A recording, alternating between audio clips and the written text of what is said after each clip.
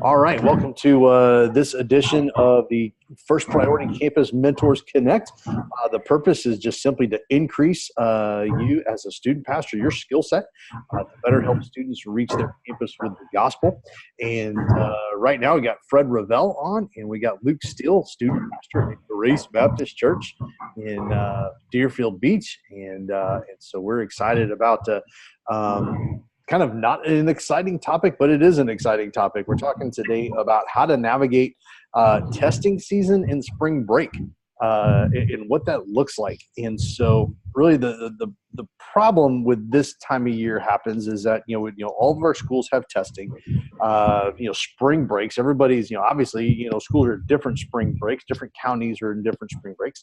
And so, how do we work through those last minute club cancellations, working through, working through the epic schedule, and, does a Proclaim Week land after spring break, in the cycle? And so what are just some practical things that as a campus mentor we can do to really help make sure that club continues to run smoothly, continues to follow the plan, continues to have energy and enthusiasm, and of course continues to stay student led at the same time when students are just bombarded with all kinds of testing, really for the course of 4 or 5 weeks.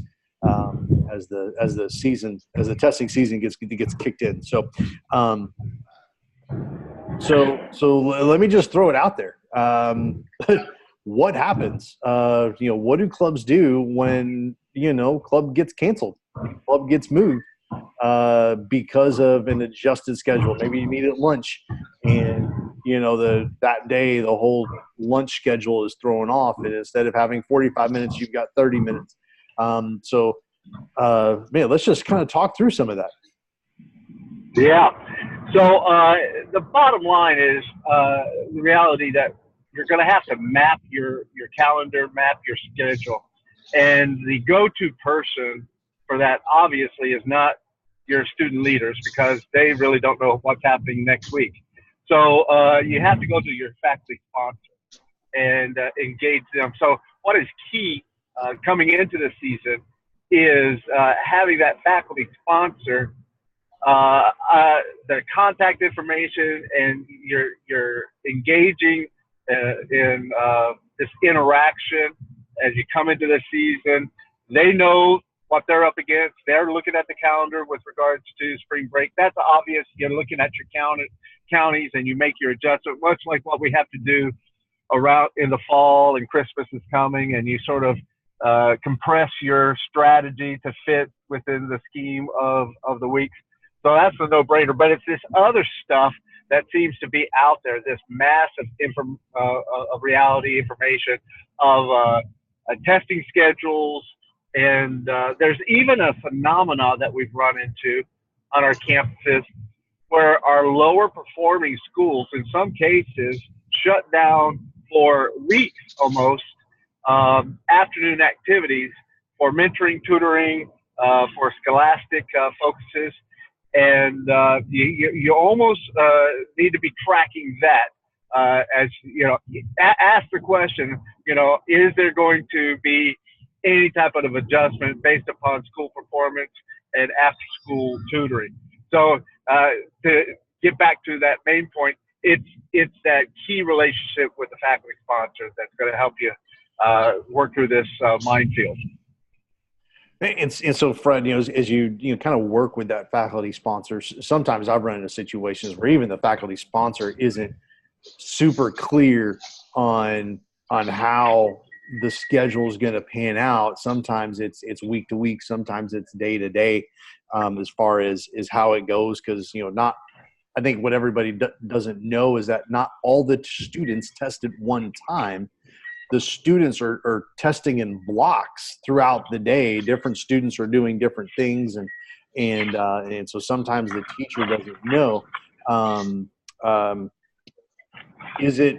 Let me ask you this question: is it okay to just say during testing season we're not gonna, club's not gonna meet, but we're gonna meet offsite? Is that a reality? Well, that's a reality in some cases. So if it's a complete shutdown, adjustment for 2 weeks. So my faculty sponsor on Tuesday, she brought out her calendar. So she's engaged, but she's been a faculty sponsor for some time. So you almost have to gauge where your faculty sponsor is. A seasoned faculty sponsor with clubs, in particular first priority clubs, may be more aware than the first or second year, because teachers are under a heavy load and they're not thinking proactively with regards to maybe a club. So you're helping to engage them early enough. But to your point and to your question, certainly during those weeks where there's the schedule has been adjusted and there's no afternoon activities, or lunches are compressed and it's hard to get that going. I would, think off-site, but I also would just think in terms of tuning up or turning up the communication virtual, using Remind Me for encouragement and pointing to when we're going to get together, and praying for each other through those times too. So, stay engaged. However you can stay engaged.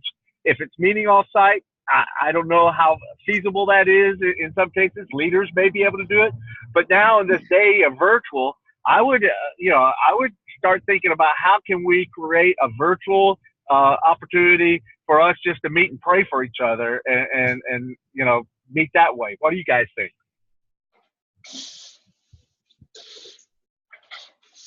Luke, what do you think, man? No, I mean, I think those are important. I think, every school is so different and so unique. I'm actually at a school that kind of does what Fred was talking about, in that if academics drops, tutoring is mandatory. So if we have kids in our club that, struggle or whatever the case may be, they're out. My question would be, maybe another question. I don't disagree. I think a virtual meeting would be awesome if that's possible. Some kids that may not be, but what about if you are, Fred, able to engage that teacher sponsor and you realize that most of the testing, maybe it's on the day that you meet, but for that time period, maybe it's, for one full epic cycle, moving your club to a different day. If it works, is that an option? Rather than... Yeah, good point. Good reason. It depends on the flexibility of your faculty sponsor. And I love that, because sometimes we have not because we ask not. I get it in my mind that we're locked down in a particular day, particular time. But as the club grows, as it's having impact and students are being touched, faculty sponsors get fired up. Not only do we as youth pastors at heart, but club mentors get excited, but faculty sponsors get excited. And the thought, I'm projecting on them, but I can only imagine the thought of this dynamic, this activity, this movement of God being on hiatus for a while. They may make those adjustments on behalf of the mission. That's a good point, Luke. That's good, and I think the big, I think that probably the key takeaway is just over communication with your faculty sponsor, and they're bombarded with communication as it is this time of year, and so the more we can effectively communicate with them, the more the better. But being able to touch base with students offsite, which kind of leads to a spring break question. Is it an OTA activity, with your club over spring break to maybe kind of map out the rest of the year. You're able to get that schedule from the teacher of the testing time, and then over spring break, being able to kind of pull some of those leaders together, whether it's like, hey, we're going to meet at Chick-fil-A or we're going to meet at Starbucks, and we're just going to kind of take some time and hash through hash through the rest of the year, maybe spend some time in prayer and being encouraged. And so have somebody who jumped on, and all I see is a number. I don't have a name. Who's on with us? Jeff. Who is this? Josh. Winners. Oh, Josh, what's going on, man? How you doing, buddy? Josh is actually Josh is at a charter school, And so Josh, have you had an opportunity to talk with your teacher, to talk with Miss Leone about, what does testing schedule look like in a charter school setting? It's really weird. So with charter, obviously it goes from, I think, first grade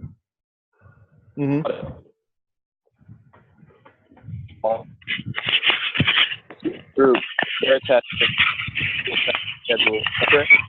It's going to pick that. Wow.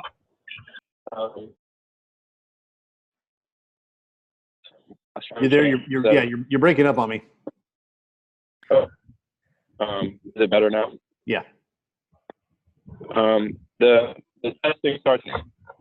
I'm not too sure on what days it'll be, but right now we've had classroom changes that are really tough.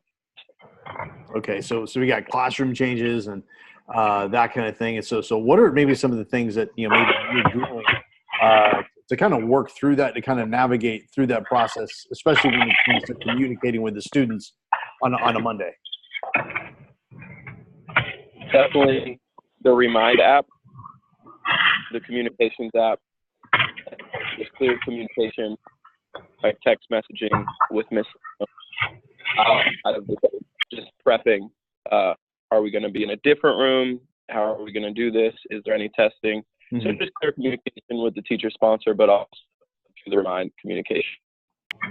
Awesome. That's good word. And so my next question I really kind of want to dive into is and this has happened to me before, where you're on campus, you're rolling onto campus. This is Proclaim Week, and you're walking in with pizza, and all of a sudden you get to the teacher sponsor's room, and he or she's like, "Oh my gosh, I thought you guys knew club was canceled today."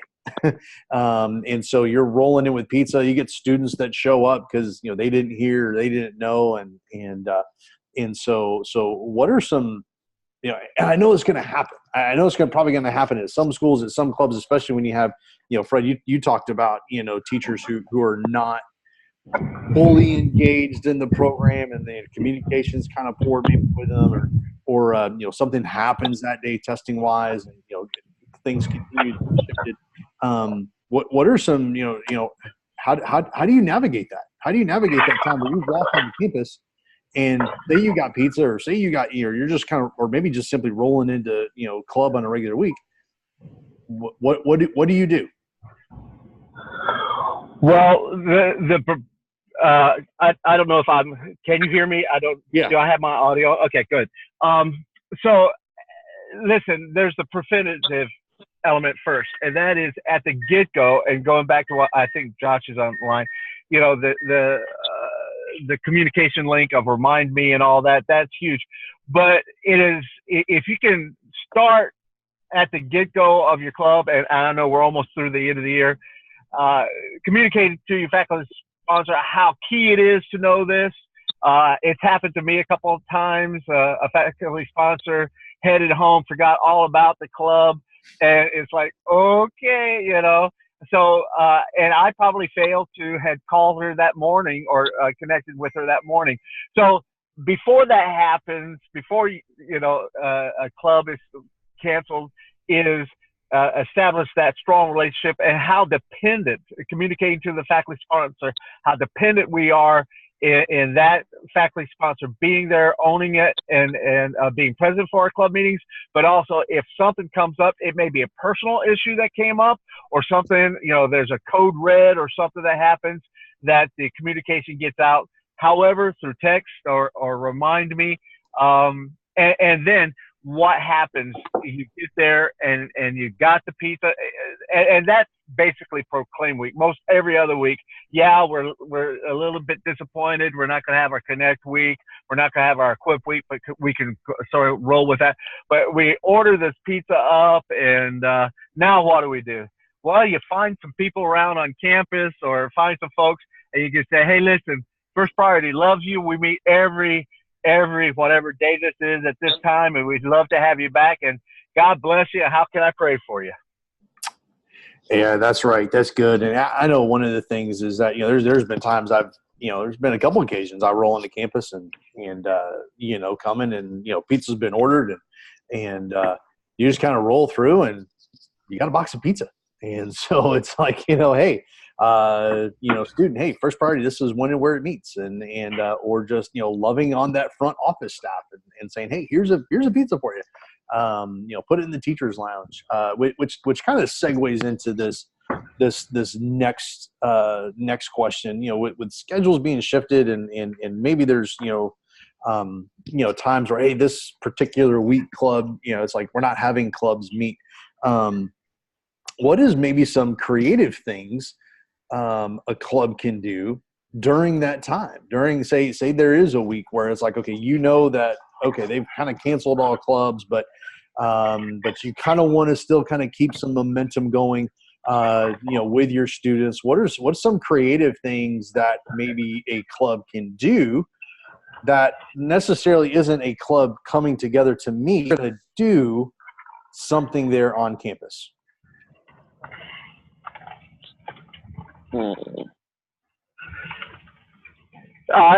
Let me just make sure, Jeff, I know what you're saying. So we've got first priority students on campus. A club is not meeting. Faculty sponsor is not able to necessarily host a meeting. So we might have just a group of students who want to get together. Now what? Is that your question? Yes. Now what? So they want to get together. They want to do something. You as a student pastor, you're trying to continue to engage in that school. And I have in my mind, something to do, but I'll kind of engage the conversation and trying to see, okay, kind of help get some creativity flowing. Yeah, I figured that was a softball that you're going to answer, but go ahead. Someone else jump in there. I'm trying to think. I know in the past when we've had the same sort of thing, maybe I found out that club was canceled, but yet there's, 12 middle schoolers waiting that told their parents, they're not going to be done till 4:00. And I know in the past we've maybe just gathered outside. If Miss Leon was still there, and thank God, we just got another teacher who's on board, so that if she's not there, he's available to sit in. Really cool guy, loves the Lord. But I know we've sat outside, and I've just pulled out of my bag of tricks some games to play, and without the PowerPoint, it's tough. So maybe just read some scripture and go around and share some thoughts. And play some games and close in prayer, something just really impromptu, but still, grounded in the Word and a little bit of fun, stuff like that. Good. Excellent. Yeah, and I would say this: if it's kind of one of those weeks, there's a 2-week stretch where this is big testing season. Gathering that club and saying, hey, we're not going to quote unquote meet. We're not going to, we're not able to kind of do the norm because they've canceled all clubs or they've canceled club this week. Being able to kind of say, figure out, say, hey, listen, what can we do for our campus? How can we be some hands and feet for Jesus this week? And my thought was going that way, okay, let's go grab some candy. Let's go grab, some Ziploc bags, and let's just put 5 or 6 pieces of candy in bags and go drop it in every teacher's box. That's good. Some of those things of hey, this day we're going to get with the janitorial staff and we're just going to do a campus cleanup. Those kinds of things where it's kind of you're not supposed to meet, but you're doing something. So you are together, you are on campus, you are being visible in that process, but being able to get out there and say, listen, we love our school and we love our campus. This is our mission field. And we want to make sure that, that our teachers are in a good place, that our school's in a good place. And this is also an opportunity, this time of year, we all know our teacher sponsors are just massively stressed. A lot of times some schools, their performance rides on how their students do on testing. And so with that, it's how can your church really come alongside those schools during the month of April and just show some love, love on them a little bit. And now there's an opportunity to get your whole church involved, not just in your club, but actually on that campus. And so just throw that out there. What are some other thoughts? What are some other ideas? Well, Jeff, I'm going to go probably another direction. Being what you're suggesting is awesome. That's planning and preparing and coming up with a strategy to bless and such. But I'm going to go like something just happened and we can't meet. I've got what I think Josh was saying. I've got 10 kids and we're just hanging out in the common space. What are we going to do? First priority is set up just for that, especially this time of year. So Absolutely. If this is at the beginning of the year, we go, okay. But even in middle school, we've been talking about 3 crowns. We've been talking about gospel conversations. So considering the wide spectrum of maturity among our students from 6th graders to 12th graders, you can engage, the Holy Spirit can guide you how you engage.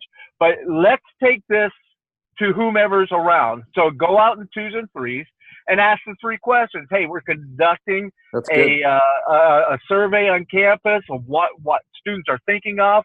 So where do you think we came from? Why am I here? Where we're going? And not even necessarily trying to answer those questions in that setting. Maybe we got some strong students. They'd like to engage 3 crowds. Great.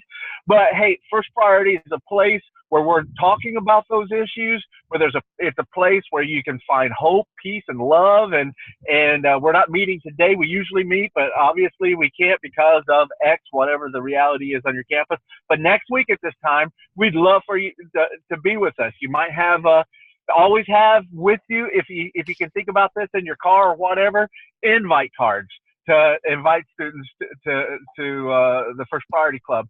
So, and if it's at the end of the year, we're wanting our students to engage in this anyway, and it's hard for us to maybe pull off of a Connect Week, Equip Week to send our students. So this may be just God's working it out that we get out of the classroom and get into the hallways with this stuff. Amen. That's good. Okay. That's good, and that is so true. It's really the way First Priority is set up is you can do it anywhere at any time, and even if it's like hey, like we don't have the computer. Josh says, hey, we're going to meet outside somewhere. Well, you can pull up the guide on your phone if you need to. But really just kind of saying, man, what a great opportunity to promote club. You got a lunch club, your club got canceled that day. Just make sure, hey, just go around and invite people. Say, hey, next week we got club meeting, and just a great way to do that. And so just impromptu, sharing 3 crowns, promo the club. But again, I think if there's some takeaways, for me, it's really just communication. Good communication with your teacher sponsor is probably one of the best things for all this. If you're communicating well with your teacher sponsor, you don't run into those situations where you walk on campus and realize, oh my gosh, club's canceled. But being able to come in with, as Josh says, quote unquote, a bag of tricks, you're really able to make those adjustments and in that process. And so as we kind of wrap up, anything else you guys want to share about just navigating this time of year with the testing season, spring break?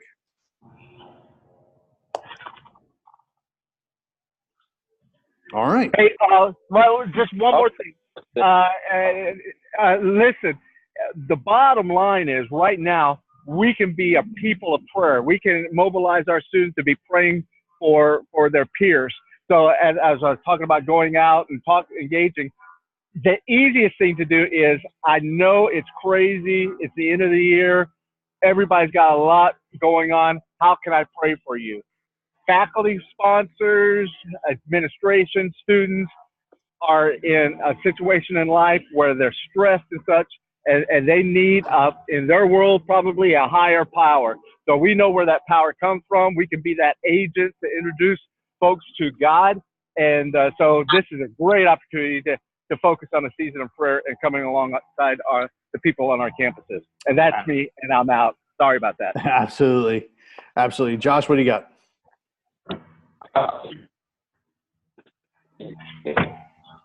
two things. The first thing, just going out our I know last week, just something. You're breaking up on me.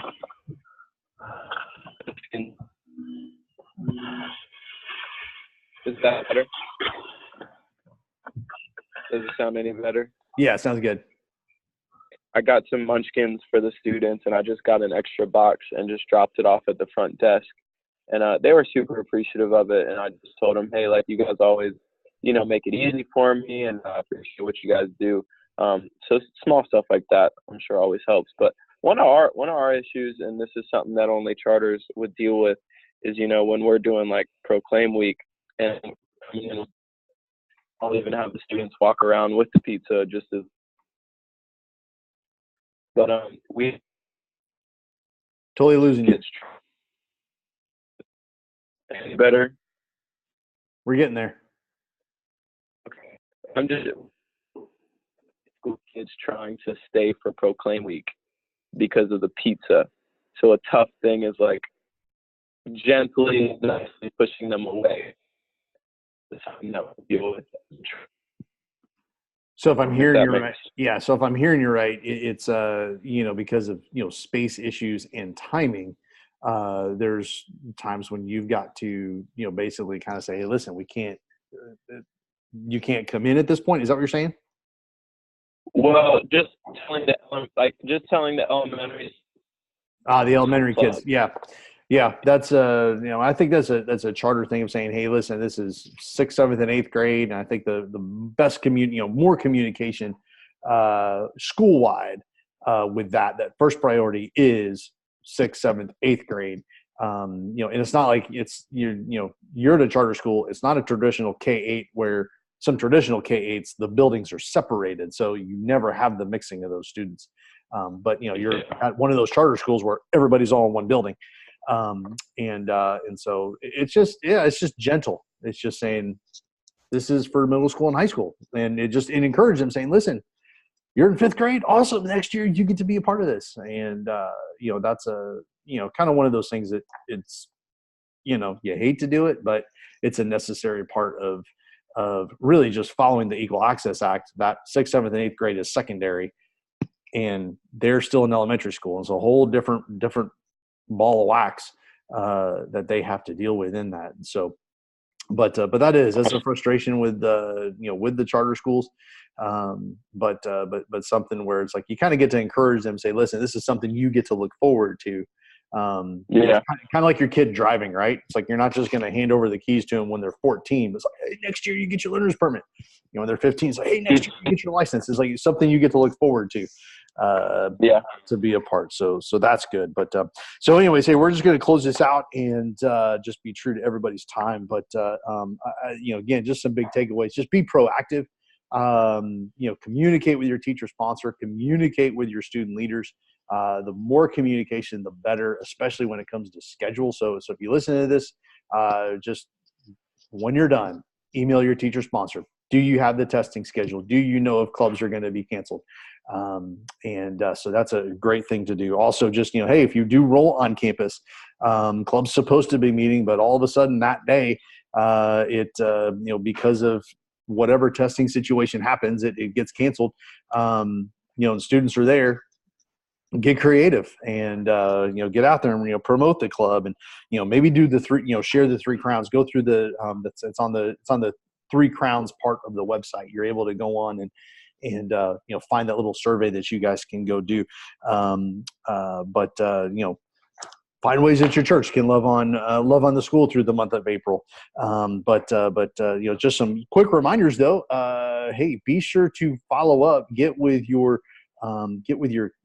area first priority guy and find out when Celebrate the Win is going to be. Celebrate the Win coming up in May.